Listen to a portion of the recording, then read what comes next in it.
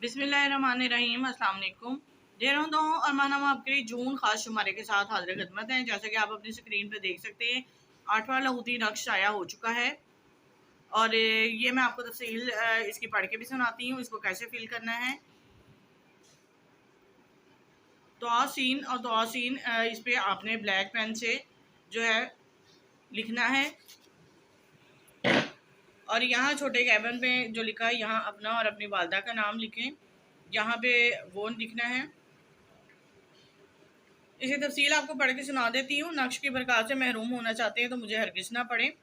किसी भी काली स्याही वाले पेन या कलम दुआत से इस नक्श को पुर करना है। सबसे पहले नीचे दी गई जगह पर अपना और अपनी वालदा का नाम लिखें। यहाँ पर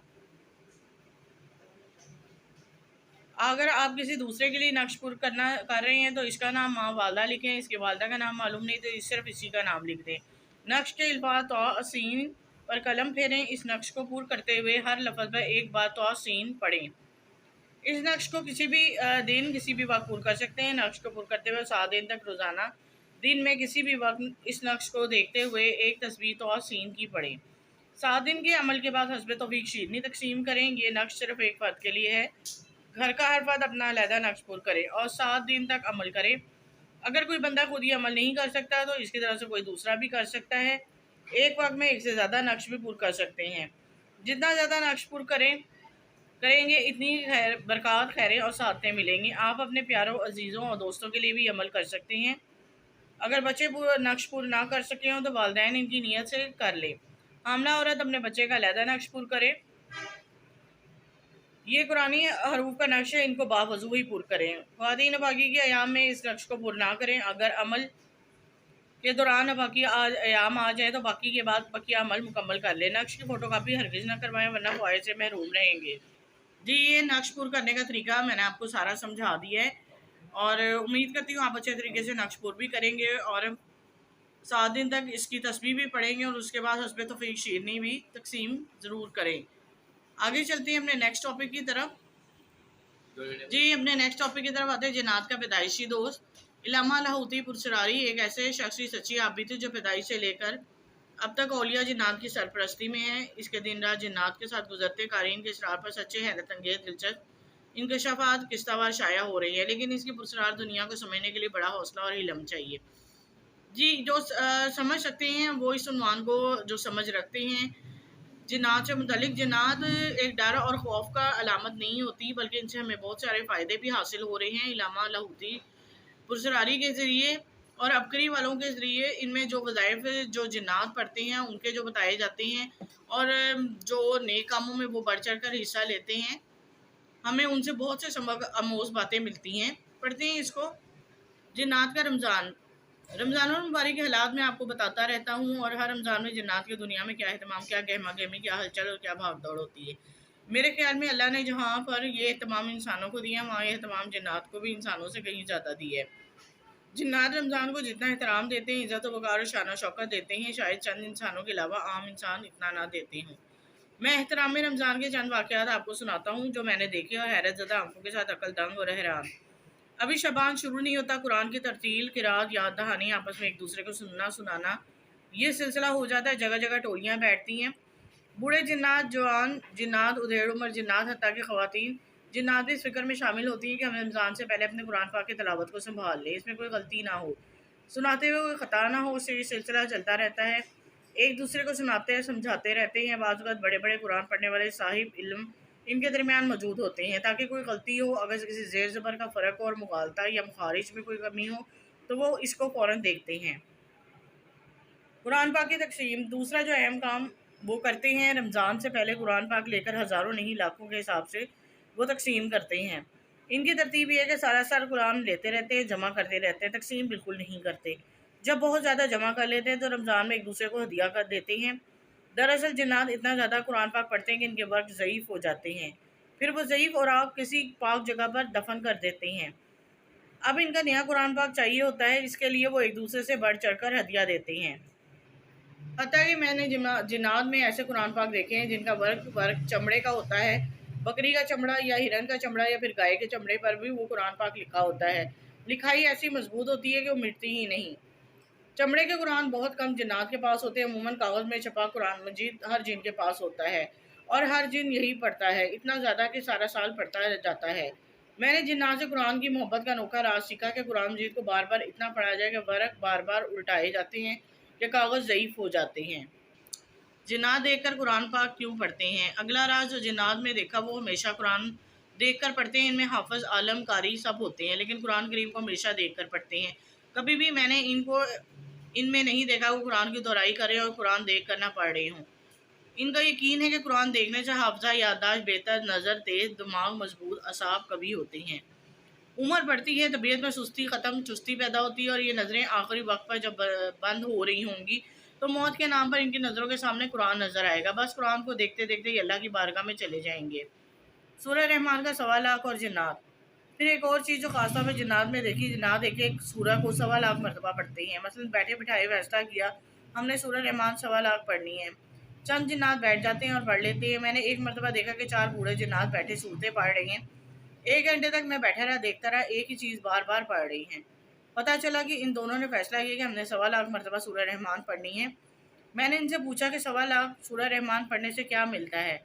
ان میں سے جو زیادہ بوڑھے جن تھے انہوں نے بتایا جو دنیا میں 1.25 مرتبہ سورہ رحمان پڑھے گا، موت سے پہلے جنت کا محل اسے دکھایا جائے گا، اس کو دنیا میں جنت کے مزے لذتیں دی جائیں گی، اس کی نسلوں میں دولت و ولایت کے تاجدار ہوں گے، وہ کبھی بیٹوں سے محروم، دولت سے محروم، رزق سے محروم نہیں ہوگا۔ ہمیشہ زمین کے سارے خزانے، آسمان کے سارے خزانے مچل مچل کے اس کی طرف تیزی سے بڑھیں گے۔ وہ دنیا کا خوش قسمت بھی ہوگا اور بامراد بھی۔ اللہ کا دیدار ہوگا، اللہ کے حبیب صلی اللہ علیہ وسلم کا دیدار ہوگا، اہل بیت رضی اللہ تعالیٰ عنہ، صحابہ رضی اللہ تعالیٰ عنہ کا دیدار اور بڑی بڑی ہستیوں کا۔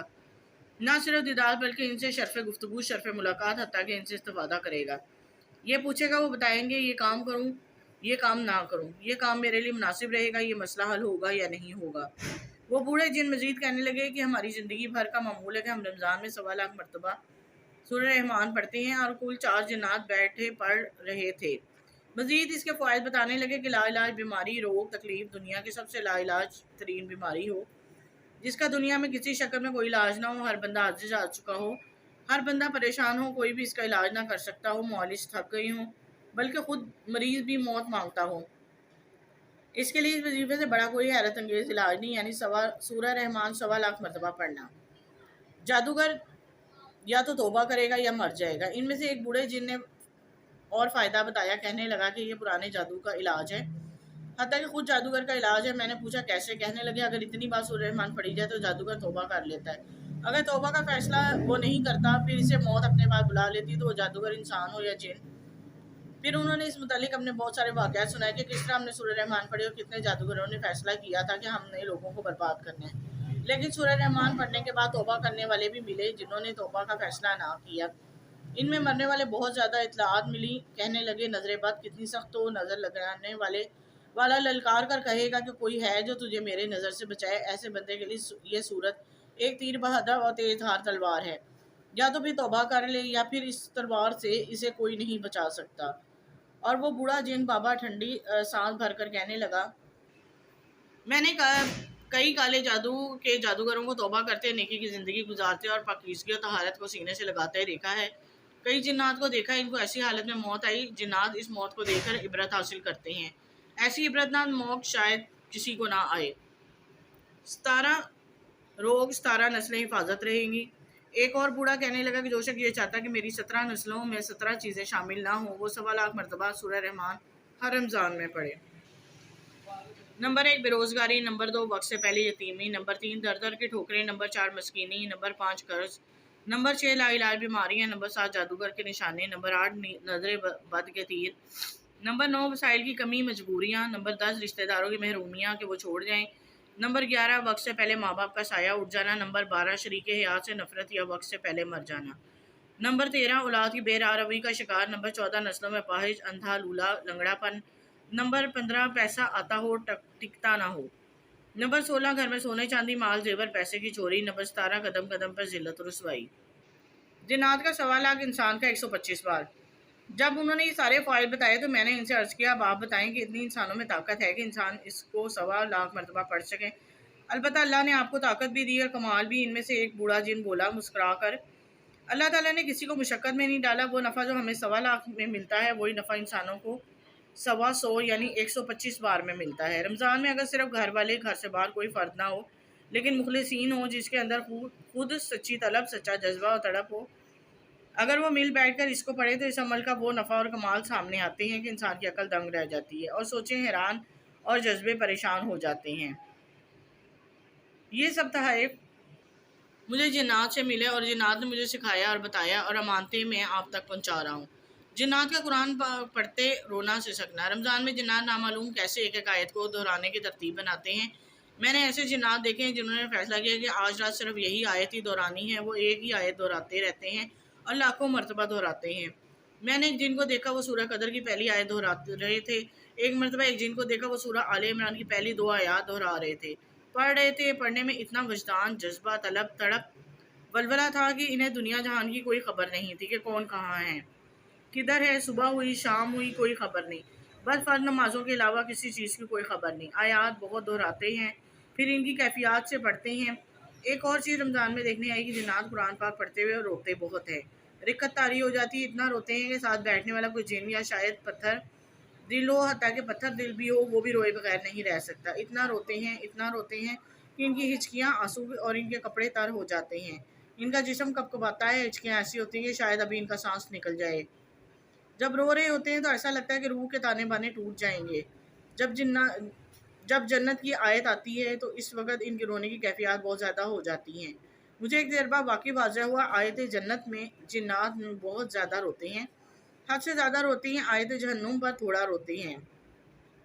میں نے ایک مرتبہ ایک جن سے پوچھا کہ اس کی کیا وجہ ہے کہ آیت جنت پر رونے کی وجہ خوشی ہوتی ہے اور یہ شکر کا، خوشی رحمت کا رونا ہوتا ہے. آیت جہنم میں خوف اور عذاب کا رونا. جنات جنت کی خوشی زیادہ محسوس کرتے ہیں، اسی لیے آیت جنت پر زیادہ روتے ہیں. جنت کی خوشی میں رونے والی قوم. سالہ سال سے جنات کیسا رمضان گزار رہے ہیں. میں یقین وثوق اعتماد سے کہہ سکتا اگر کوئی شخص بہترین زندگی گزارنا چاہتا ہے، لاجواب رمضان بسر کرنا چاہتا ہے تو وہ جنات سے سیکھے. میرا تجربہ ہے کہ اس وقت جو عذاب بلائے باوجود انسانوں کی اتنی کمیاں کوتاہیوں کے اگر رکا ہوا ہے تو صرف جنات کے قرآن پڑھنے اور قرآن پاک پڑھتے ہوئے رونے کی وجہ سے ہے. کیونکہ جنات کی کیفیات اور درد کے ساتھ روتے ہیں، شاید فرشتے بھی ساتھ روتے ہیں. جس وجدان کے ساتھ وہ آیت جنت میں لپک لپک کر اللہ کریم کو مناتے ہیں، مجھے یقین ہے کہ اللہ تعالیٰ کو ترس آتا ہوگا اور یقیناً آتا ہے. اللہ تعالیٰ جو عذاب کے فیصلے ہماری معیشت کی وجہ سے کیے ہوئے ہیں، اللہ کریم وہ فیصلے بدل دیتا ہے. ان کا رونا نہیں ہوتا، اسے رونے میں سسکیاں، قرآن کی آیات اور پھر آنسو ایسے کہ جیسے سینہ پھٹ جائے گا. اگر کوئی دوسرا جن زیادہ دیر ان کا رونا سنے تو شاید وہ خود بے ہوش ہو جائے.